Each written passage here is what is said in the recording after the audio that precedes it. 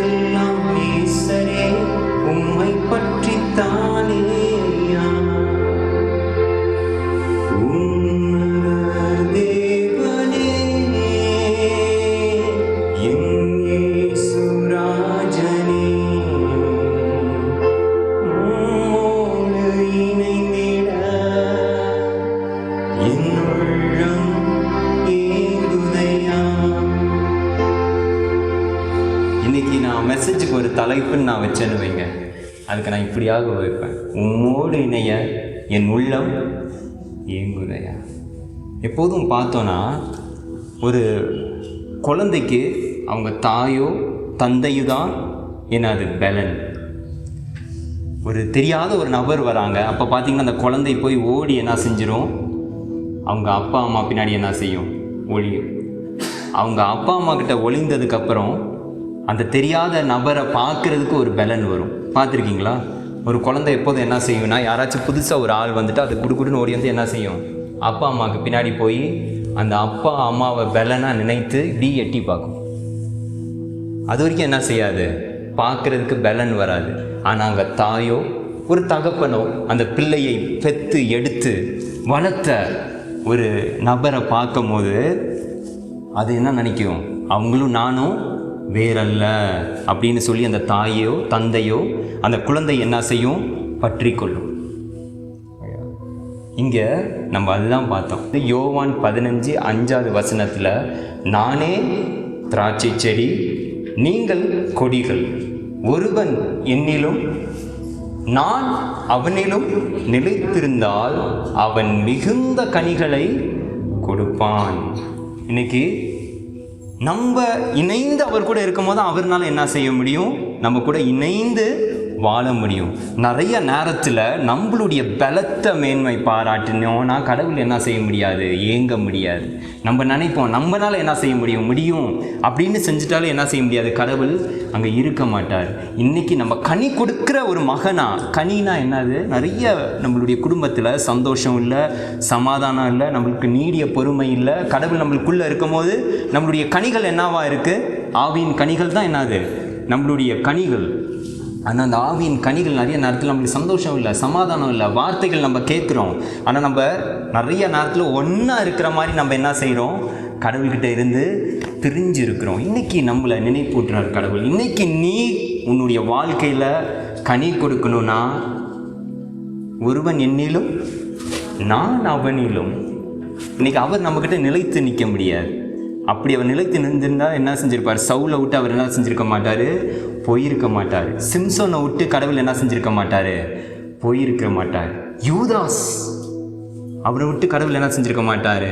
போயிருக்க மாட்டார். ஆனால் இவங்க என்ன செய்யல? அதுக்கு இடம் கொடுக்கல. சவுல் ராஜா தன்னைத்தானே சூசைட் பண்ணி என்ன செஞ்சான்? அவனே மரித்து போனான். கடவுள் பெரிய நோக்கத்தோடு சவுல் ராஜாவை தேர்ந்தெடுத்தார். முதல் ராஜா, இஸ்ரவேலின் முதல் ராஜா ஒரு கெட்ட உதாரணமாக மரித்து போனான். அவன் மூலியமாக அவனுடைய மகன் யோனத்தான் ஒரு நல்ல மனிதன்.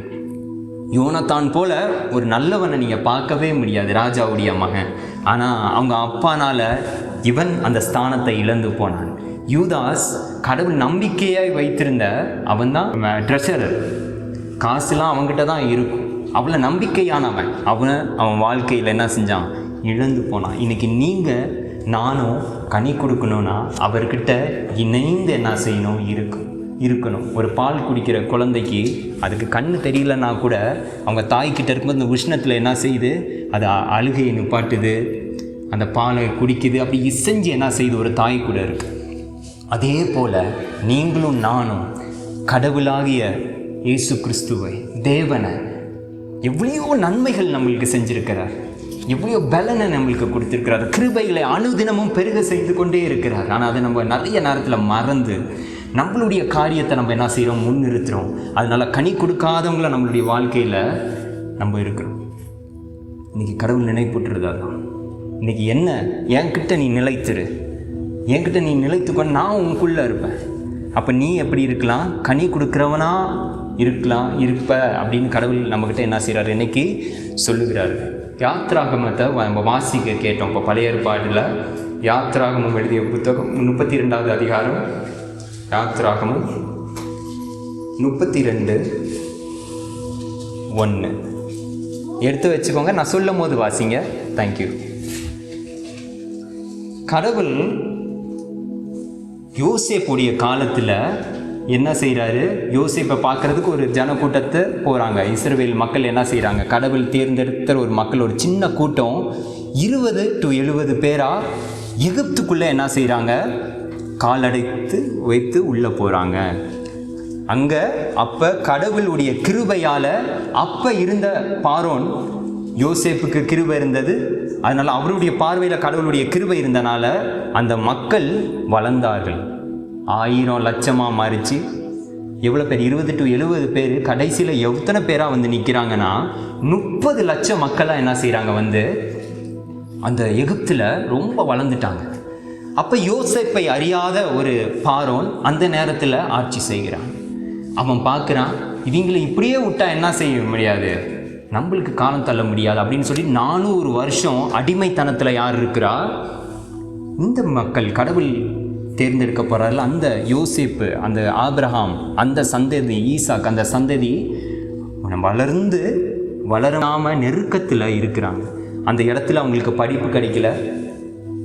அவங்க படிக்கிறதுக்கு அங்கே ஒன்றும் கிடையாது. ஏன்னா அவங்களுக்கு தெரிஞ்சதெல்லாம் என்னது? சாந்து குலைக்கிறது, செங்கல் வெட்டுறது, முடி வெட்டினது கிடையாது, நெகை வெட்டினது கிடையாது. காட்டு மிராண்டிகள் போல் என்ன செய்கிறாங்க? இருக்கிறாங்க. ஆனால் அவங்களுடைய சத்தத்தையும் தேவாதி தேவன் என்ன செய்கிறாரு? ஒரு நாள் கேட்டு மோசேங்கிற மனிதன் என்ன செய்கிறாரு? அனுப்புகிறார். மோசே போகிறான்.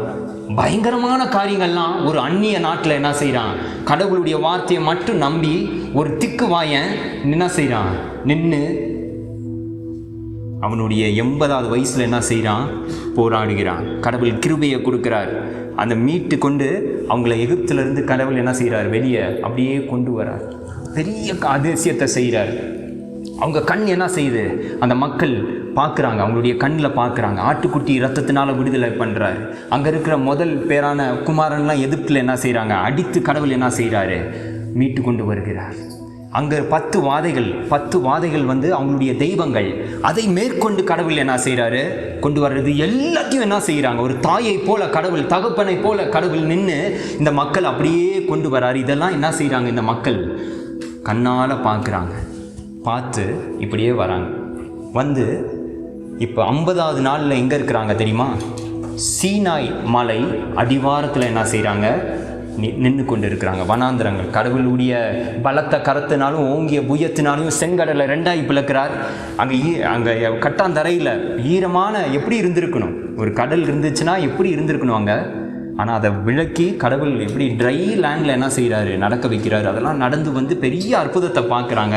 பார்த்து இப்போ சீனா மலையில் உட்காந்துட்டு மோசே சொல்கிறாரு, கடவுள் என்ன தெரியுமா சொல்கிறாரு, என்னுடைய வார்த்தையை படி கேட்டு நடந்தேன்னா நான் உன்னை சொந்த சம்பத்தாக நான் என்ன செய்வேன், தேர்ந்தெடுத்துக்குவேன். என்னுடைய பிள்ளையா நீங்கள் என்னுடைய மனைவியாக நான் என்ன செய்வேன், ஏற்றுக்கொள்ளுவேன் அப்படின்னு கடவுள் சொல்கிறாருப்பா அப்படின்னு சொன்னோன்னு அங்கே இருக்கிற மூப்பர்கள்லாம் சொல்கிறாங்க, அவரே எங்களுடைய கடவுள் நாங்கள் என்ன செய்கிறோம், ஏற்றுக்கொள் மனப்பூர்வமாக நாங்கள் என்ன செய்கிறோம், ஏற்றுக்கொள்கிறோம். இவர் தான் எங்களுடைய தேவன், எங்களுடைய கணவர், ஓகே, எங்களுடைய ஹஸ்பண்ட்மேன் அவர் தான் அப்படின்னு சொல்லிட்டு ஒரு உத்தரவாதத்தை கொடுக்குறாங்க.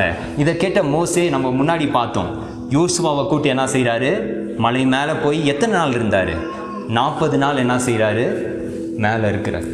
அந்த 40 நாள் கடவுள் இடைப்படுகிறார் மோசேவோட இடைப்பட்டு அங்கே நிறைய பிரமாணங்கள் இதெல்லாம் கடவுள் என்ன செய்கிறாரு, ஒரு ஒழுங்கை கொடுக்குறார். ஏன்னா இவங்க ஒத்துக்கொண்டிருக்கிறாங்களே, அதனால் இவங்க எப்படி வாழணும், அவங்களுடைய வாழ்க்கையை எப்படி கட்டமைக்கணும், கட்டளைகள் எல்லாத்தையும் என்ன செய்கிறாரு, அந்த மலை மேலே மோசே கடவுள் கூட அப்படியே என்கவுண்டர் பண்ணிகிட்டு இருக்கிறான். யோசுவா நடுவில் இருக்கிறான், அவனுக்கு என்ன நடக்குதுன்னு தெரியாதான். ஆனால் கீழே ஒரு சம்பவம் நடக்குது.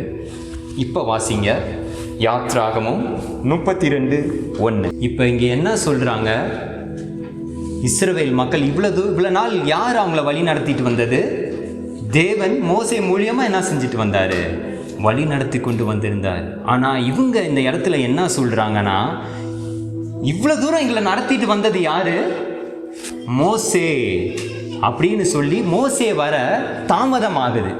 1 வாரம் 2 வாரமாக ஆகுது, 2 வாரம் 1 மாதம் ஆகுது, 1 மாதம் 40 நாள் ஆகுது. ஆனால் எங்கேயோ தனிமையாக இருக்கிற யோசுவா உண்மையாக இருக்கிறான்.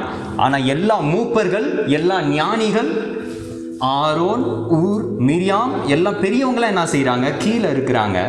ஆனால் இவங்கெல்லாம் இருக்கும் போது இங்கே என்ன நடக்குது, இவங்க வழி விலகி என்ன செய்கிறாங்க, இவ்வளோ தூரம் எங்களை வழி நடத்திட்டு வந்தது யாரா, மோசேன்னு சொல்லி தேவன் அவங்க என்ன செஞ்சிட்டாங்க, மறந்துட்டாங்க.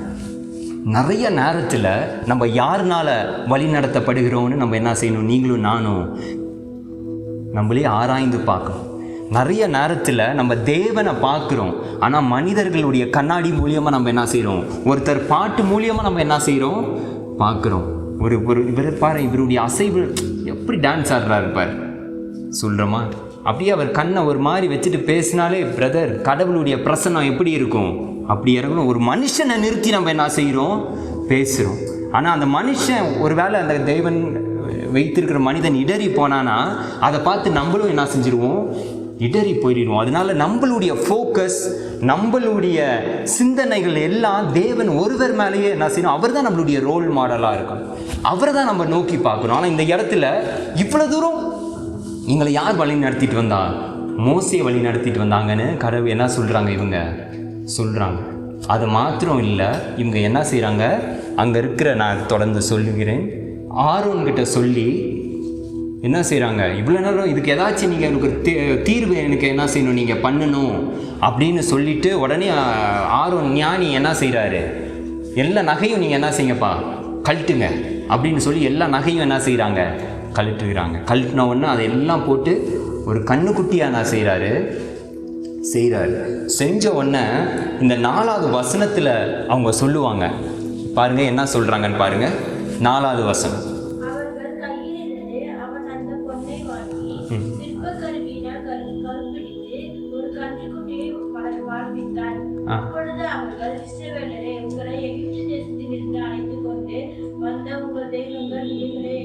என்ன சொன்னாங்களா? இஸ்ரவேல்ல இருந்து எங்களுக்கு விடுதலை கொடுத்த கடவுள் யாருன்னு சொல்றாங்க. ஒரே நிமிஷத்துல என்ன செய்யறாங்க? இந்த கண்ணுக்குட்டியை பார்த்து என்ன செய்யறாங்க? இதுதான் எங்களுக்கு என்ன செஞ்சிச்சு. அங்கெல்லாம் எகிப்துல இருந்து அவ்வளோ ஒரு விடுதலை கொடுத்து இவ்வளோ நேரம் வழி நடத்திட்டு வந்தது யாரு?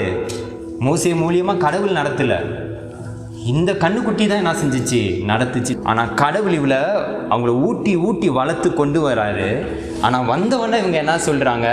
அந்த தேவனை மறந்து கண்ணுக்குட்டி தான் இருக்கிறன்னு என்ன சொல்கிறாங்க? அவங்க தான் இதுதான் தேவன், இதுதான் நான் வழி நடத்துது அப்படின்னு சொல்லி என்ன செய்கிறாங்க? அதை முன்னிறுத்தி இவங்க சொல்கிறாங்க கடவுள் அற்புதமாக ஆட்டுக்குட்டி ரத்தத்தால் விடுதலை பண்ணுறாரு. அங்கே இருக்கிற 10 வாதைகள் நான் சொன்னேன், அது வந்து 10 எகிப்து நம்பிய 10 தெய்வங்கள். அந்த 10 தெய்வங்களையும் கடவுள் என்ன செய்கிறாரு? நிர்மூலமாக்கி போட்டார். அங்கே கற்றுக் கொடுத்தாரு, இங்கே நீ ஜெயிச்சாதான் நான் நியமித்த இடத்துக்கு நீ போகும்போது அங்கே நிறைய பேர் விக்கிரகங்கள்லாம் வச்சுருப்பாங்க, அதெல்லாம் நீ மேற்கொள்ளணும்னா அதெல்லாம் நீ என்ன செய்யணும், இங்கேயே கற்றுக்கணும்னு ஒன்று அடித்து கடவுள் பாரு நான் எப்படி மேற்கொள்ள வைக்கிறேன் அப்படின்னு சொல்லி பண்ண. கடைசி இந்த 10வது வாதையில் ஏரியஸ்னு ஒரு ஆடு அவங்க என்ன செய்வாங்க, அவங்களே சமைத்து அதை சாப்பிடுவாங்க. ஏரியஸுங்கிற ஆடு வந்து அவங்க எகிப்து மக்கள் தேவனா வழிபட்டு கொண்டு இருந்த ஒரு ஆடு. இவ்வளோலாம் பண்ணி கடவுள் கொண்டு வராரு. இந்த இடத்துல அவங்க மறந்து என்ன செய்கிறாங்க? இந்த விக்கிரகத்தை போற்றி அதை துதித்து கடவுள் என்ன செஞ்சாங்க? மறந்து போனார்கள். அப்புறம் என்ன சொல்கிறாங்க தெரியுமா?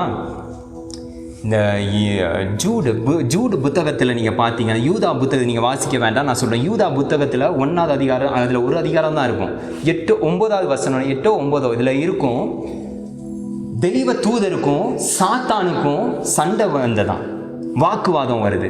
ஏன் வருதுன்னா மோசேவோட உடலுக்காக என்ன வருதான்?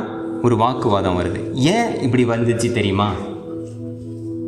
ஒருவேளை சாத்தான் கையில் மோசேவுடைய உடல் கிடைத்திருந்ததுன்னா இன்றைக்கி உங்களுக்கு தெரியும், யாக்கோபுடைய கல்லறை இருக்குது, ஆபிரகாமுடைய கல்லறை இருக்குது, தாவீதுடைய கல்லறை இருக்குது, இயேசு கிறிஸ்துவுடைய கல்லறை இருக்குது. ஆனால் இயேசு கிறிஸ்துவுடைய கல்லறை காலியாக இருக்குது. ஆனால் மோசேவுடைய மரணம் எப்படி ஏற்பட்டுச்சு? அவருடைய உடல் எதுவுமே என்ன செய்யப்படல, கிடைக்கல. ஒருவேளை அவருடைய உடல் வந்து சாத்தான் கையில், எதுக்கு இந்த வாக்குவாதம் நடக்குது தெரியுமா? ஒருவேளை சாத்தான் வந்து அதை மேற்கொண்டு அந்த உடலை, மோசேவுடைய உடலை தேவதூதர்கிட்ட இருந்து வாங்கிருந்துச்சுன்னா அதை கொண்டு போய் யார் கையில் கொடுத்துருக்கோம்? இஸ்ரவேல் மக்கள் அங்கே இருந்தாங்களே, அவங்க கையில் உடலை கொடுத்துருந்தா உடனே அந்த மக்கள் என்ன செஞ்சுருப்பாங்க? அந்த கண்ணுக்குட்டியை தூக்கி போட்டுட்டு மோசேக்கு ஒரு பெரிய கோயில் செஞ்சு ஒரு எலுமிச்சை பழத்தை வச்சு ஒரு பத்தியை கொளுத்தி அங்கேயும் இங்கேயும் என்ன செஞ்சுருப்பாங்க? உருண்டு மோசே தான் தெய்வம்னு சொல்லி இன்னைக்கு வரைக்கும் என்ன செஞ்சுருப்பாங்க? மலை ஏறி இருப்பாங்க, மலை இறங்கியிருப்பாங்க, உருண்டிருப்பாங்க, எல்லாம் பண்ணியிருப்பாங்க. ஓகே, யாவே தேவன் என்ன செஞ்சுருப்பாங்க? அவங்க மறந்துருப்பாங்க. இந்த இடத்துல அதை தூக்கி வச்சு அதை என்ன செய்கிறாங்க? இதுதான் எங்களை நேசிச்சிச்சு, இதுதான் எங்களை வழி நடத்துச்சு அப்படின்னு சொல்லி அந்த ஐடில் முன்னாடி வச்சு இதுதான் எங்களை வழி நடத்துச்சு. இன்றைக்கி உங்களுடைய ஐடில் ஏதாச்சும் இருக்கா? ஓகே, இந்த ஐடில் வர்ஷிப்பை இது நம்மளுடைய வாழ்க்கையில் என்ன செய்யக்கூடாது? இருக்கக்கூடாது. இந்த நிப்பாட்டி வச்சு இதை மேன்மை பாராட்டுறாங்க. இன்றைக்கி ஒரு வேளை நம்மக்கிட்ட ஒரு கண்ணுக்குட்டி சிலை இல்லாமல் இருக்கலாம், ஆனால் நம்மளுடைய பிரச்சனையை நம்ம முன்னிறுத்தி வச்சு அதை நம்ம என்ன செய்கிறோம்? அதை மேன்மை பாராட்டலாம். ஐயோ இதை வச்சு நான் எப்படி செய்வேன், இதை வச்சு நான் மேற்கொள்வேனா, ஐயோ இந்த காரியம் நான் மேற்கொண்டுமே, அதெல்லாம் என்ன ஆயிடுது? நம்மளுக்கு அது ஒரு கடவுள் மாதிரி ஆயிடுது. அப்போ கடவுள் என்ன செய்ய முடியாது? நம்மளை ஆசீர்வதிக்க முடியாது, இது பண்ண முடியாது. கடவுள் விலகிடுவார், அவர்கிட்ட இணைந்து நம்மளால் இருக்க முடியாது. நிறைய நேரத்தில் நம்மளுடைய கணவனாக இருக்கலாம், மனைவியாக இருக்கலாம், பிள்ளைங்களாக இருக்கலாம், இதெல்லாம் மேன்மை பாராட்டி இது பண்ணக்கூடாது. கடவுள் இன்றைக்கி அந்த இஸ்ரவேல் மக்கள்கிட்ட நினைவூட்டினது அதுதான். இந்த இடத்துல என்ன செய்கிறாங்க? அவங்க இந்த மாதிரி ஒரு காரியத்தில் ஈடுபடுறாங்க. உடனே இப்போ மோசே எங்கே இருக்கிறாரு? மலையின் மேலே கடவுள்கிட்ட இடைப்பட்டு கொண்டு இருக்கிற நேரத்தில் இப்போ என்ன நடக்குதுன்னா, கடவுள் நான் தொடர்ந்து நான் சொல்லிடுறேன் உங்களுக்கு. இங்கே என்ன நடக்குதுன்னா, தேவன் சொல்கிறாரு நீ மேலே என் கூட இருக்க, ஆனால் கீழே என்ன நடக்குது தெரியுமா? கீழே இந்த மக்கள்லாம் இவ்வளோ நேரம் எங்களை வழி நடத்திட்டு வந்தது இதுதான் அப்படின்னு சொல்லி அந்த கண்ணுக்குட்டி சிலையை எடுத்து வச்சு அது என்ன செய்கிறாங்க, அதுக்கு பூஜை பண்ணி அதுக்கு இது பண்ணிகிட்டு இருக்காங்க. உடனே நீ என்ன செய்ய போ அப்படின்னு சொல்கிறார். உடனே இவர் இதெல்லாம் கேட்டுட்டு கடவுள் அங்கே எதுக்காக அவரை கூப்பிட்டாரு, எதுக்காக கூப்பிட்றாரு தெரியுமா? ஏன்னா இவங்கெல்லாம் ஒத்துக்கொண்டாங்க, நான் இவருடைய பிள்ளையாக இருப்பேன், இவருடைய வார்த்தையை கேட்டு எடுப்பேன். அதனால் அவருடைய கையாலேயே சாட்சி அங்கே இருக்கிற ஒரு கல்லை எடுத்து அது சாட்சி பலகை, 2 சாட்சி பலகையாக அவருடைய கரத்தாலேயே என்ன செய்கிறாரு, விரலாலேயே எழுதுகிறார். எல்லா கட்டளையும் எழுதி என்ன செய்கிறாரு, மோசே கிட்ட கொடுக்குறார். இந்த இடத்துல கடவுள் என்ன செய்கிறாரு, நீ போ அப்படின்னு சொல்லிட்டு மோசைக்கிட்ட அவனை கூப்பிட்டது சாட்சி பலகை. ஆனால் இவன் என்ன செய்கிறான், இங்கேயே நிற்கிறான். இதை கேட்டதுக்கப்புறமும் இவர் என்ன சொல்கிறார், தேவன் ரொம்ப கோபத்தோட அவர் என்ன செய்கிறாரு, ரொம்ப கோபத்தோடு பேசுகிறார். உங்களை நான் என்ன செய்ய போகிறேன், இவங்க வணங்கா கழுத்துடைய மக்கள், இவங்களை நான் என்ன செய்ய போகிறேன், அழிக்க போகிறேன். அழித்து போட்டு நீ ஒருவனை வச்சு நான் என்ன செய்வேன், ஒரு இதை கட்டுவேன். என்னால் கட்ட முடியும். சரித்திரத்தை திரும்பி பார்த்தா ஆதாமை வச்சு அவர் என்ன செஞ்சார், கட்டினார். அதுக்கப்புறம் பார்த்தோன்னா நோவா வச்சு என்ன செய்கிறாரு, கடவுள் ஒருத்தனை தேர்ந்தெடுத்து அதுலேருந்து கட்டினார். அவர்னால என்ன செய்ய முடியும், கட்ட முடியும். ஆனால் மோசே இந்த இடத்துல என்ன தெரியுமா சொல்லுகிறான், ஆண்டவரே நீங்கள் என்ன செஞ்சிடாதீங்க, அந்த மாதிரி பண்ணிடாதீங்க. நீங்கள் எகிப்திலேருந்து விடுதலை பண்ணி கூட்டு வந்தீங்க, அப்போ அவங்களாம் என்ன செய்ய மாட்டாங்க, தப்பாக பேச மாட்டாங்களா? இப்படி கொன்று போட்டுட்டாரு, அவருடைய கோபத்தை காட்டி என்ன செஞ்சிட்டாரு, கொன்று போட்டுட்டாரு. நீங்கள் பாருங்கள், நீங்கள் யோசித்து பாருங்கள், ஆண்டவர்கிட்டே அவன் என்ன செய்கிறான், அவருடைய காரியத்தை நினைப்பூட்டி இடைப்படுகிறான். அவன் சொல்லுகிறான், ஆண்டவரே நீங்கள் என்ன செஞ்சீங்க, எங்களுடைய முற்பிதா கிட்ட, ஆபிரகாம் கிட்ட, ஈசாக்கு கிட்ட, யாக்கோபுக்கு கிட்ட, அவங்ககிட்ட எங்கள் முற்பதா கிட்ட நீங்கள் என்ன செய்ய, உங்களுடைய வாக்கு தத்துவம் எங்களுடைய சந்ததியை நட்சத்திரத்தை போல நீங்கள் என்ன செய்வீங்க, பெருகவ பீர் நீங்கள் சொன்னீரே, அதெல்லாம் அவன் என்ன செய்கிறான், நினைவு போட்டுக்கிறான், இடையில நிற்கிறான். உடனே கடவுள் என்ன செய்கிறாரு தெரியுமா, தொடர்ந்து வாசிங்க.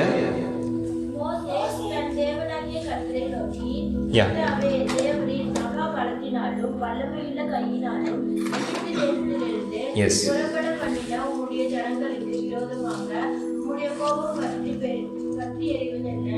மலைகளில் அவர்களை கொண்டு போடவும் பூமியின் மேல் இல்லாதபடிக்கு அவர்களை நிர்மூலமாகவும் அவர்களுக்கு தீங்கு செய்யும் பொருட்டு அவர்களை புறப்பட பண்ணினார் என்று எகிப்தியர் சொல்வாயினேன். உம்முடைய கோபத்தின் உக்கிரகத்தை விட்டு திரும்பி உமது ஜனங்களுக்கு தீங்கு செய்யாதபடிக்கு அவர்கள் மேல் பரிதாபம் கொள்ளும். உமது தாசராகிய ஆபிரகாமையும் ஈசாக்கையும் இஸ்ரவேலையும் நினைத்தருளும். உங்கள் சந்ததியை வானத்து நட்சத்திரங்களைப் போல பெருக பண்ணி நான் சொன்ன இந்த தேசம் முழுவதையும் உங்கள் சந்ததியார் என்றைக்கும் சுதந்திரித்துக் கொள்ளும்படிக்கு அவர்களுக்கு கொடுப்பேன் என்று உம்மை கொண்டு அவர்களுக்கு ஆணையிட்டு சொன்னீரே என்று கேட்டு பிரார்த்தித்தார். அப்பொழுது கர்த்தர் தமது ஜனங்களுக்கு செய்ய நினைத்த தீங்கை செய்யாதபடிக்கு பரிதாபம் கொண்டார். இவ்வளோ சொன்னதுக்கு அப்புறம் என்ன சொல்றாரு மோசே, இவ்வளோலாம் சொல்றாரு. இவ்வளோலாம் சொன்னதுக்கப்புறம் கடவுள் என்ன ஆனாராம், அவங்க மேலே பரிதாபப்பட்டார். அப்போ பாருங்கள், இது ஒரு 4 லைன் ஜபம் தான். புதுசாக அவன் எதுவும் சொல்லல, கடவுள்கிட்ட இடைப்படுகிறான். இன்றைக்கி நம்ம சொல்லுவோம், ஆண்டவர் இவனுக்கு ஏதாச்சும் ஆனால் இவனுக்கு சேர்த்து இன்னொரு கண்ணை என்ன செய்யுங்க, குருடாக்கி விடுங்க. அந்த வாய் தான் ரொம்ப பேசு, இந்த இடையில 2 பல்ல என்ன செய்யுங்க, எடுத்துருங்க, காற்று மட்டும் வரட்டும். அவனுடைய வார்த்தை எப்படி இருக்குது, ரொம்ப ஓவராக இருக்குது. சேர்த்து ஒரு காலில் போட்டு இன்னொரு காலம் போயிருந்துச்சுன்னா எப்படி இருந்திருக்கும், நல்லா இருந்திருக்கும்னு நம்மளுடைய இதெல்லாம் எவ்வளோ காட்டுவோம், நம்மளுடைய ஜபத்தில் காட்டும். ஆனால் இந்த இடத்துல ஆண்டவரே கடவுள்கிட்டே நினைப்பூட்டுறான், கடவுளுக்கே சொல்கிறான், ஆண்டவரே நீங்கள் இவ்வளோலாம் சொன்னீங்களே ஆண்டவரே அப்படின்னு சொல்லி உருகி பேசினதில் கடவுளே என்ன செய்கிறாரு, பரிதாபப்படுகிறார். யார் மேலே? இப்போ அவனுடைய கையில் சாட்சி பலகை இருக்குது. கடவுள் அவருடைய கரத்தாலேயே எழுதின சாட்சி பலகை, அவர் கட்டளையாக கொடுத்த எல்லாத்தையும் எடுத்துட்டு நம்ம பார்த்தோம், போன டைம் பார்த்தோம், யோசுவாவும் அவனும் இறங்கி வரான். வந்த உடனே ஒரு சத்தம் கேட்குது. ஒருவேளை இது போர் சத்தமாக இருக்கும் போல். ஏன்னா இதுக்கு முன்னாடி தான் என்ன நடந்துச்சு, ஒரு போர் நடக்குது, அம்மனியர்கள் கூட ஒரு போர் நடக்குது. ஒருவேளை இதாக தான் இருக்கும் அப்படின்னு. இல்லை, இது அந்த மாதிரி ஒரு சத்தம் கிடையாது அப்படின்னு சொல்லிட்டு வராங்க. இதை பார்த்தா ஆடலும் பாடலுங்கிற சத்தம் மாதிரி இருக்குது. ஆடையும் பாடியும் என்ன செய்கிறாங்க, இருக்கிறாங்க. ஆனால் உண்மையிலே கீழே என்ன நடந்துட்டுருக்கு? எல்லாம் ஆடி பாடி புசித்து ஏன்னா விளாண்டு கொண்டு இருக்கிறாங்களாம். அந்த மாதிரி ஒரு இதில் என்ன செய்கிறாரு? மோசே வரார். வந்து பார்த்த உடனே இங்கே என்ன நடக்குது? கீழே என்ன பண்ணிகிட்டு இருக்காங்க? எல்லாம் ஆடியும் பாடியும் குடித்தும் வெறித்தும் ஆடிக்கொண்டு இருக்கிறாங்க. அங்கே இதெல்லாம் பண்ணியிருக்கிறாங்க. சமாதான பலி, அந்த பலி எல்லாத்தையும் ஏறெடுத்து கடவுளுக்கு என்ன பண்ணணுமோ அதெல்லாம் இந்த கண்ணுக்குட்டிக்கு பண்ணி என்ன செஞ்சிட்ருக்காங்க? கடைசியில் அதில் போட்டு விளாண்டு கொண்டு இருந்தாங்கள் அப்படின்னு இருக்கும். இவ்வளோ நேரம் என்ன செய்கிறாரு மோசே? கடவுள்கிட்ட பேசிக்கொண்டு கடவுளுக்கே பரிதாபப்படுற மாதிரி என்ன செஞ்சார்? பேசினார். இப்போ இங்கே வராரு. வந்த உடனே இதை பார்க்குறாரு. இவங்க என்ன செய்கிறாங்க? எல்லாம் இப்படி பார்க்குறத, இந்த மாதிரி அலங்கோலத்தை பார்த்த உடனே கையில் இருக்கிற கடவுள் கொடுத்த சாட்சி பலகையை என்ன செய்கிறாரு? போட்டு ஒரே உடைத்து அவருடைய கோபத்தை எப்படி காட்டுறாரு? அது என்ன கோபமா? கடவுள் எழுதினது, கரத்தில் எழுதின இதையே போட்டு என்ன செஞ்சிட்டாரு? மோசே ரொம்ப தப்பு அப்படின்னு சொல்கிற பரிசுத்தவான்கள்லாம் நிறைய பேர் என்ன செய்கிறாங்க? இருக்கிறாங்க. மோசே என்ன செய்யல? அந்த இடத்துல அவர் கோவப்படல. நல்லா புரிந்து கொள்ளணும். அவர் ஏன் தெரியுமா அதை உடைத்தார்? இந்த மக்கள் என்ன செஞ்சாங்க? இந்த மக்களை நான் என்ன செய்கிறோம்? தேவனை நாங்கள் ஏற்றுக்கொள்கிறோம், மனப்பூர்வமாக அவரை நாங்கள் ஏற்றுக்கிறோம் அப்படின்னா என்ன சொல்கிறாங்க? He will be our bright.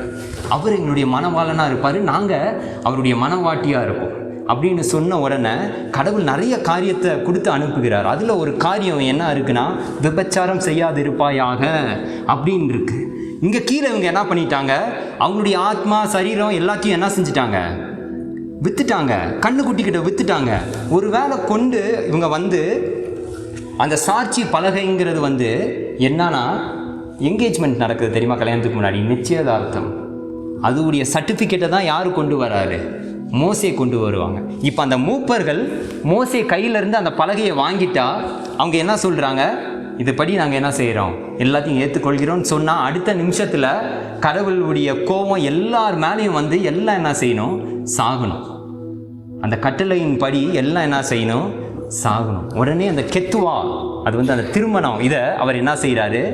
தூக்கி போட்டு ஒரே உடைச்சிடுறேன். ஏன்னா அவருக்கு தெரியும், இதை நான் உடைக்கலைன்னா அடுத்து பெரிய சம்பவம் காத்துட்ருக்குன்னு சொல்லி இவரே என்ன செஞ்சிடுறாரு?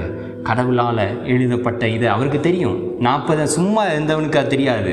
கீழே நல்லா சாப்பிட்டு எல்லாம் விளாண்டவங்க, ஆனால் பட்னியாக இருந்து அதை கையில் வாங்கினவனுக்கு அதை உடைக்கிறது எவ்வளோ வேதனைங்கிறது தெரியும். ஆனால் அதை உடைத்து போட்டான். ஏன்னா அவனுடைய மக்களுக்காக என்ன செய்கிறான்?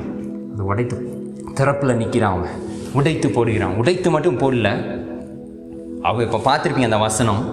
இவ்வளோ நேரம் அவனுக்கு என்ன வந்துச்சு? கடவுள்கிட்ட என்ன செஞ்சுட்டு இருந்தான்? பெரிய டியூஷனே நடத்தினான். கடவுளுக்கு என்ன செஞ்சான்? சொல்லி கொடுத்தான். இப்படிலாம் ஆண்டவரே இதெல்லாம் நீங்கள் என்ன செஞ்சீங்க? சொன்னீங்க. இதெல்லாம் சொல்லிட்டு இப்போ அடுத்து தான் என்ன செய்கிறான்? மோசே கோவப்படுகிறான். இப்போ அவனுக்கு என்ன வருது? கோபம் வருது. இதை பார்த்தோன்னே அவனுக்கு என்ன செஞ்சிருச்சு? இப்போ அதை உடைத்து போட்டதுக்கப்புறம் இந்த மக்களை பார்த்தோன்னே, இவங்களுக்காக நான் போய் இப்படி பண்ணிட்டு தான் இவங்களை இப்படி வித்துட்டு இப்படி நிற்கிறாங்களே அப்படின்னு சொல்லிட்டு என்ன தெரியுமா செய்கிறான்? அந்த கண்ணுக்குட்டியை செஞ்சு வச்சுருந்தாங்களோ அதை எரித்து பொடியாக்கி தண்ணியில் கலந்து குடிக்க வச்சிட்றான். அதை கூட வேஸ்ட் பண்ணக்கூடாதுன்னு நிறைய ஜந்துக்கள் என்ன செஞ்சுருக்கு? வாங்கி குடிச்சிருக்கு. பாருங்கள், யோசித்து பாருங்கள். அவங்களுக்கெல்லாம் அந்த கடவுள்கிட்ட செஞ்ச பாவம் பெருசாக தெரியல. ஆனால் மோசே வந்து அந்த பவுடர் ஆக்குனாரு பாருங்க. அதில் இவங்க ஃபஸ்ட்டு பவுடர் ஆனது யார்? ஏன்னா மோசே பல இதை அவர்கிட்ட பல விஷயங்கள் இருந்துச்சு. அதெல்லாம் விட்டுட்டு இஸ்ரவேல் மக்களுக்காக நின்ன ஒரு மனிதன். எகிப்து உடைய எல்லா ஐஸ்வர்யங்களையும் உதறி விட்டவன் தான் யார்? மோசே. அதனால் இந்த நகைலாம் மோசேக்கு பெருசு கிடையாது. ஆனால் இவங்க கண்ணில் கடவுள்கிட்ட செஞ்ச பாவம் தெரியல. அதை குடிச்சிருக்காங்க. ஒருவேளை இவங்க ஏன் தெரியுமா குடித்தாங்க? இந்த தங்கத்தை வேறு விதமாக நம்ம என்ன செஞ்சிடலாம், எடுத்துடலாம்னு நினச்சிருக்காங்க. புரியுதா? இது பற்றி ஆக்சுவலி ஒரு ஸ்டடி இருக்குது. இது மாதிரி வேறு மாதிரி என்ன செஞ்சிடலாம், எடுத்துடலான்னு மடக்குன்னு அந்த தண்ணியை குடித்து அந்த இடத்துல 3000 பேர் என்ன செய்கிறாங்க, செத்து போனாங்க. செத்து போனதுக்கப்புறம் இன்னும் வந்து அவங்க தரக்கெட்டு ரொம்ப பிசாசு பிடித்த மாதிரி என்ன செய்கிறாங்க இருக்கிறாங்க. ஒரு வாளை எடுத்து அங்கே நிறைய பேர் என்ன செய்கிறாங்க, கொல்லப்படுகிறாங்க. அந்த நேரத்தில் 3000 பேர் சாகுறாங்க. செத்த உடனே என்ன இப்படி பண்ணிட்டீங்கன்னு சொல்லி மறுபடியுமாக என்ன தெரியுமா மோசே செய்கிறார், மோசே கடவுள்கிட்ட போய், ஆண்டவரே நீங்கள் என்ன செய்யுங்க, என்னுடைய பேரை ஜீவ புஸ்தகத்திலேருந்து என்ன செய்யுங்க, கிறுக்கி போட்டுருங்க. அதை நீங்கள் போய் வீட்டில் வாசித்து பாருங்கள். அவர் என்ன செய்கிறார், ஏன்னா அவர் முந்திக் கொள்கிறார்.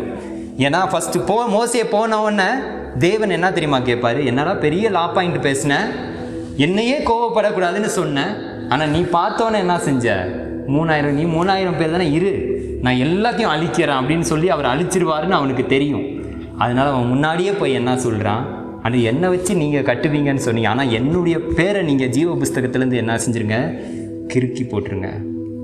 மறுபடியுமாக மக்களுக்காக என்ன செய்கிறான், திறப்பில் நின்று, ஒருவேளை மோசே மட்டும் அவளை இடைப்படலன்னு வைங்க, கடவுள் எல்லாத்தையும் என்ன செஞ்சுருப்பார், அந்த சீனாய் மலை அடிவாரத்தில் என்ன செஞ்சுருப்பார், எல்லாத்தையும் அழித்து போட்டிருப்பார். இந்த இடத்துல மோசேவுடைய இதை கேட்குறாரு. உடனே சொல்லுவார் கடவுள், நான் இதுக்கு உன் பேரை கிறுக்கி போடணும், நான் இதுக்கு உன் பேரை கிறுக்கி போடணும். யார் தப்பு செஞ்சாங்களோ, யார் என்னை விட்டு விலகி போனாங்களோ அவங்கள தான் நான் என்ன செய்வேன், கிறுக்கி போடுவேன். ஆனால் இவ்வளோ நடந்ததுக்கப்புறம் நான் என்ன செய்ய மாட்டேன், உன் கூட நான் என்ன செய்ய மாட்டேன், வரமாட்டேன், நான் வரமாட்டேன். நான் வேணா ஒரு தெய்வ தூதரை நான் செய்கிறேன், அனுப்புகிறேன், என்னுடைய தெய்வ தூதரை நான் என்ன செய்கிறேன், அனுப்புகிறேன், ஆனால் நான் என்ன செய்ய மாட்டேன், வரமாட்டேன் அப்படின்னு சொல்கிறார். உடனே மறுபடியுமாக என்ன செய்கிறாரு, மறுபடியுமாக அதை சொல்லுவார். இப்போது நிறைய எதிரிங்களாம் வருவாங்க, அவங்களெல்லாம் மேற்கொள்கிறதுக்கு தெய்வ தூதர் அனுப்புவேன், ஆனால் கண்டிப்பாக என்ன செய்ய மாட்டேன், நான் வரமாட்டேன். நிறைய இடத்துல கணவருக்கும் மனைவிக்கும் சண்டை வந்துச்சுன்னா கணவர் என்ன சொல்லுவார், உன் வீட்டு ஃபங்க்ஷனுக்கு நான் என்ன செய்ய மாட்டேன், வரமாட்டேன். அன்றைக்கி வந்த சோறை போட்டாங்களா, பில்லத்துக்கு பிரியாணி போட்டாங்க, எனக்கு மட்டும் என்ன எடுத்தாங்க, வெள்ளை சோதை வச்சுட்டு சாம்பார் கூட மெதுவாக தான் ஊற்றுனாங்க, அது முருங்கைக்காய் இல்லை அப்படின்னு சொல்லி என்ன செய்வாங்க, சண்டை பிடிப்பாங்க. பாயசம் வைக்கல, இல்லை என்ன இப்படி பேசிட்டாங்க, அப்படி பேசிட்டாங்க, நான் என்ன செய்ய மாட்டேன், வரமாட்டேன் அப்படின்னு சொல்லலாம். கடவுள் இந்த இடத்துல கோவப்பட்டு சொல்கிறாரு, நீ பண்ண காரியத்துக்கு நான் என்ன செய்ய மாட்டேன், உங்ககிட்ட நான் வரமாட்டேன்டா அப்படின்னு சொன்ன உடனே வார்த்தை இருக்குது, நீங்கள் வீட்டில் போய் வாசிங்க. இந்த துக்கமான செய்தியை கேட்ட உடனே கழுத்தில் காதில் இருக்கிறதுலாம் என்ன செய்கிறாங்க, கழட்டுகிறார். அது கடவுள் சொல்கிறார். ஏன்னா அந்த நேரத்தில் ஒரு சோகமாக இருந்தால் அந்த சோகத்தை எப்படி வெளிப்படுத்துவாங்கன்னா, கையில் காதில் இருக்கிறத கழட்டுவாங்க. ஓகே, அதனால் கையில் காதிலேருந்து கழட்டினா தான் கடவுள் ஆசீர்வதிப்பாருன்னு இல்லை. அந்த நேரத்தில் துக்கம் நிறைய பேர் வந்து இதெல்லாம் கழட்டினா தான் கடவுள் நம்மளை அங்கீகரிப்பார் அப்படின்னு நினைக்கிறான். அப்படிலாம் கிடையாது. கடவுள் வந்து நகையை பார்க்குற தேவன் அல்ல, நம்மளுடைய இருதயத்தை பார்க்குறாரு. நிறைய பேர் பொருத்தனை பண்ணி கழட்டுவாங்க, அது வந்து கடவுள் என்ன செய்கிறாரு, அங்கீகரிப்பார். சில பேர் நகையை போட்டு ஜெபம் பண்ணுவாங்க, அதையும் கடவுள் என்ன செய்வார், ஆனால் நகை தெரிகிற மாதிரி ஜெபம் பண்ணக்கூடாது. நிறைய பேர் இப்படி போட்டு இப்படி பண்ணுவாங்க பார்த்துருக்கேன். ஃபோன் பேசுகிறதுலாம் இப்படி கையை வச்சு இப்படி பேசுவாங்க. ஏன்னா அவங்க போட்டிருக்க இதெல்லாம் கையில் பிரேஸ்லெட்டு மோதிரம்லாம் தெரியும், இப்படி சொரிஞ்சிட்டே பேசுவாங்க. அந்த மாதிரி நம்ம என்ன பண்ணுவோம், ஏன்னா கையில் போட்டிருக்க 3 பவுன் மோதிரம் தெரியணும், அந்த மாதிரிலாம் கடவுள் என்ன செய்ய மாட்டார், அங்கீகரிக்க மாட்டார். இந்த இடத்துல என்ன செய்வாங்களாம், துக்கமாக இருந்துச்சுன்னா நகையை கழட்டிடுவாங்க. ஆனால் கடவுள் என்ன செஞ்சிருவார், இது துக்கப்படுறதுனால உனக்கு என்ன நகை, அதை கழட்டு. ஏன்னா இன்றைக்கி நீ கண்ணுக்குட்டி செஞ்சவன், நாளைக்கு ஒரு பன்னிக்கட்டி செஞ்சு என்ன செய்வேன், பன்னிக்குட்டி முன்னாடி உட்காந்துருவேன். அப்போ நான் என்ன செய்வேன்னு எனக்கே தெரியாது. அது கடவுள் சொல்ற, நான் என்ன செய்வேன்னு எனக்கே தெரியாது, தயவு செஞ்சு நகையை கழட்டு அப்படின்னு சொல்கிறார் மோசேக்கிட்ட.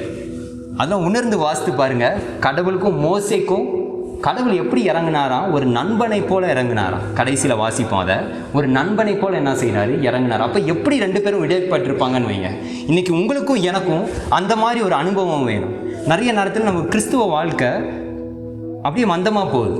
ஏன்னா நம்மள்கிட்ட கடவுள்கிட்ட இருக்கிற உறவு இல்லை. நல்லா மெசேஜ் கேட்கும்போது ஒரு உற்சாகமாக இருக்கும், ஒரு பாட்டு கேட்கும்போது நல்லா இருக்கும், ஆனால் அது தொடர்ச்சியாக நம்முடைய வாழ்க்கையில் அது பிரதிபலிக்காது. ஏன்னா அதை நம்ம ருசித்து பார்க்கணும். அந்த பாட்டை ருசிச்சிருக்கோம், ஆனால் அந்த பாட்டில் இருக்கிற மெய்ப்பரை நம்ம என்ன செய்யலை, ருசித்து பார்க்கலாம். இந்த இடத்துல வந்து துக்கப்படுறதுக்கு என்ன செய்வாங்களா, நகையை கழட்டுவாங்களாம். அந்த காலத்தில் என்ன செய்வாங்களாம், இல்லை இப்பயும் இருக்குது அந்த கல்ச்சர். அங்கே இஸ்ரவேல் மக்கள் என்ன செய்வாங்கன்னா சாம்பலில் உட்காருவாங்க. அது தெரியும், பைபிளில் நிறைய வசனம் இருக்குது. சாம்பலில் உட்காந்து புலம்புவாங்க, அதெல்லாம் எடுத்து தலையில் போட்டுக்குவாங்க. சாம்பலில் போட்டு ஒரு துக்க வீட்டில் அந்த துக்கத்தை வெளிப்படுத்துறது அப்படி பண்ணுவாங்க. அப்புறம் அவங்களுடைய அங்கேயே என்ன செஞ்சுக்குவாங்களாம், கிழிப்பாங்களாம்.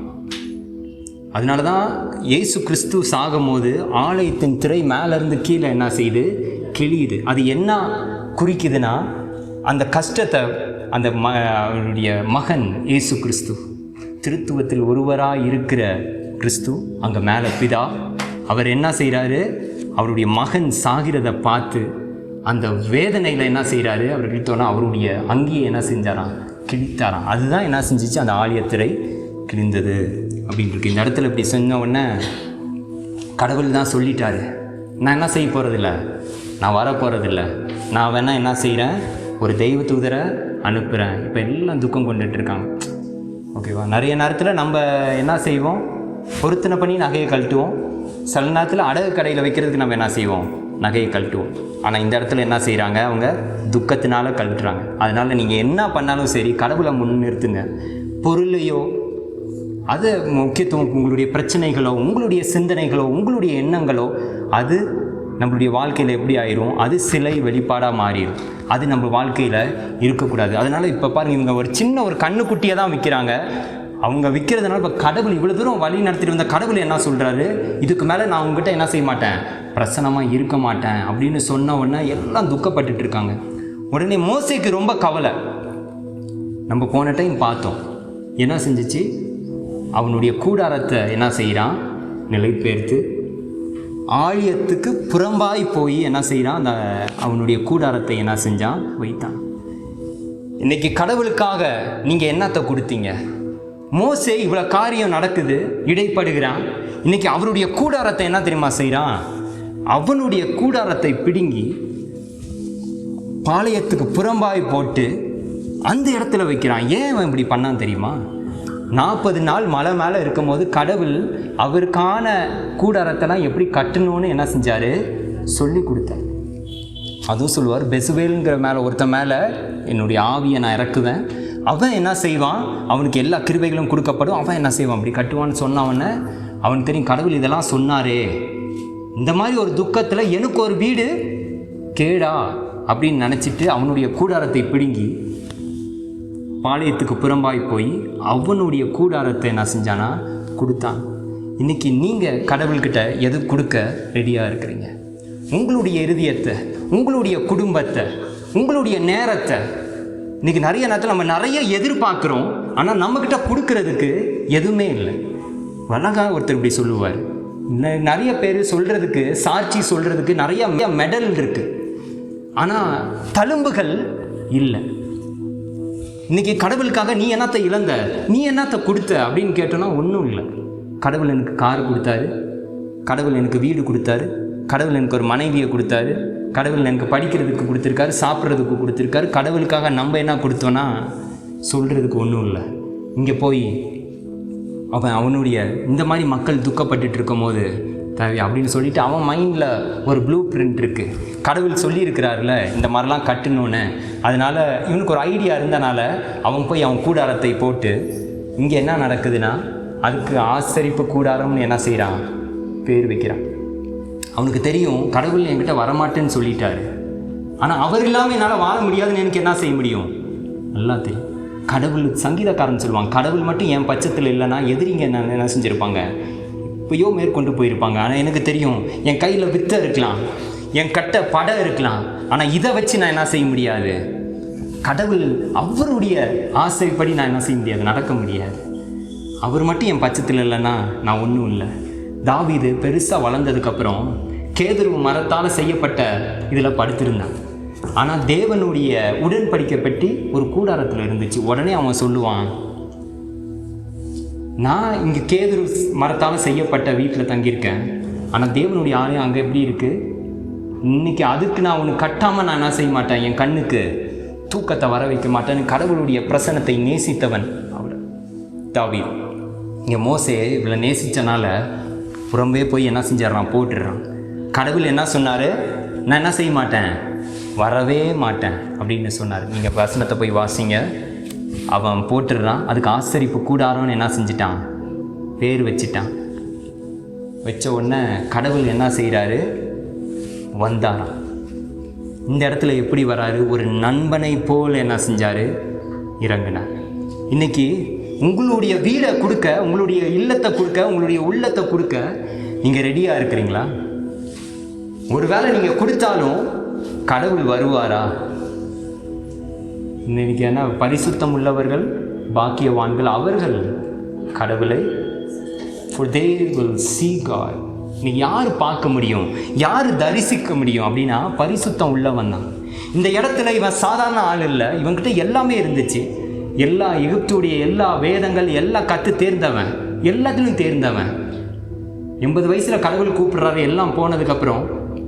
ஆனாலும் கடவுளுடைய வார்த்தையை நம்புகிறான், வழி நடத்திட்டு வரான். இந்த இடத்துல மக்களுக்காக திறப்பில் நிற்கிறான், பேசுகிறான், அழிவில் இருந்து நிப்பாட்டுறான்.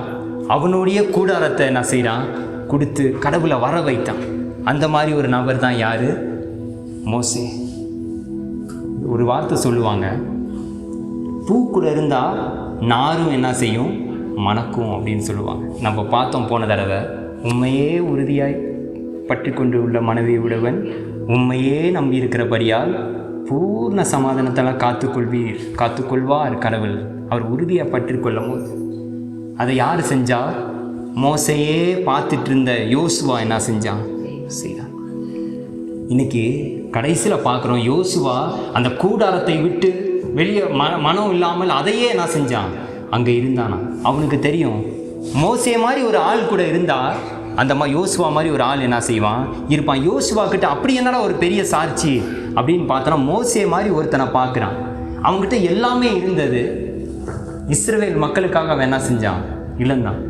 அவன் ஒன்று செய்யணும்னு நினைக்கும் போது கடவுள் என்ன செய்யலை, அவனை யூஸ் பண்ணல. ஆனால் 80 வயசில் கடவுள் யூஸ் பண்ணுறாரு. இந்த இடத்துலையும் அதே வைராக்கியத்தை அவன் என்ன செய்கிறான், காட்டுகிறான். கடவுளை நேசிக்கிறான். ஒன்று நினைக்கிறான், ஆண்டவரே உங்களுடைய பிரசனம் இல்லாமல் நான் கனி கொடுக்க முடியாது, நீங்கள் வராமல் ஒன்றுமே இல்லை அப்படின்னு சொல்லி அவனுடைய கூடாரத்தை, அவனுடைய குடும்பத்தை கொடுக்குறான். இது நீங்களும் நானும், ஒருவன் என்னிலும் நான் அவனிலும் நிலைத்திருக்கும் போது அவன் மிகுந்த கனிகளை என்ன செய்வானா, கொடுப்பான். இன்றைக்கி நீங்களும் நானும் கனிகள் கொடுக்குற கிறிஸ்துவர்களாக இருப்போம். கிறிஸ்துவை நேசிக்கிற நீங்களும் நானும் ஜீசஸை நேசிக்கிறோன்னா அந்த கனியை மக்கள் பார்க்கணும். அப்போ தான் அடுத்தவங்களுக்கும் ஆசீர்வாதம், உங்களுக்கும் ஆசீர்வாதம். கர்த்தர் தாமே உங்களையும் எங்களையும் ஆசீர்வதிப்பாராக. தலைகளை தாழ்த்தி ஜெபிப்போம். எங்களை அதிகமாக நேசிக்கிற எங்கள் அன்பு பிதாவே, நீங்கள் தந்த இந்த வார்த்தைக்காக நாங்கள் நன்றி செலுத்துகிறோம். ஆண்டவரே, மோசே எப்படி திறப்பில் நின்னானோ கர்த்தாவே, அதே போல் நிறைய சுயநலமான ஜெபங்களை நாங்கள் விட்டு இந்த சமுதாயத்துக்காக நாங்கள் ஜெபிக்க எங்களுக்கு இருதயத்தை கட்டளையிடுங்க. எங்கள் மக்களுக்காக, எங்களை சுற்றி இருக்கிறவங்களுக்காக அந்த மாதிரி ஒரு இருதயத்தை நேசிக்கிற தேவன் நீர் கர்த்தாவே. இன்றைக்கி எங்ககிட்ட கொடுக்குறதுக்கு அது இல்லை இது இல்லை அப்படின்னு சொல்கிறதுக்கு பதிலாக எங்களையே நாங்கள் கொடுக்குறோம், எங்கள் கூடாரத்தை நாங்கள் கொடுக்குறோன்னு சொல்கிறது போல், மோசே பண்ணது போல் எங்களையே நாங்கள் உங்களுக்கு தரோம் கர்த்தாவே. எங்களோடு நீங்கள் இருங்க, ஆசீர்வதிங்க. நீங்கள் இல்லாமல் ஒரு நிமிடம் கூட இல்லை கர்த்தாவே. மோசே உணர்ந்து வாழ்ந்தது போல் நாங்களும் உணர நீங்கள் உதவி செய்யுங்க. இயேசுவின் நாமத்தில் ஜெபித்து ஜெயம் எடுக்கிறோம் எங்கள் ஜீவனுள்ள நல்ல தகவலே, ஆமென். ஆண்டவரின் அன்பை பரப்ப லைக், ஷேர், சப்ஸ்கிரைப் மற்றும் கமெண்ட் பண்ணுங்க.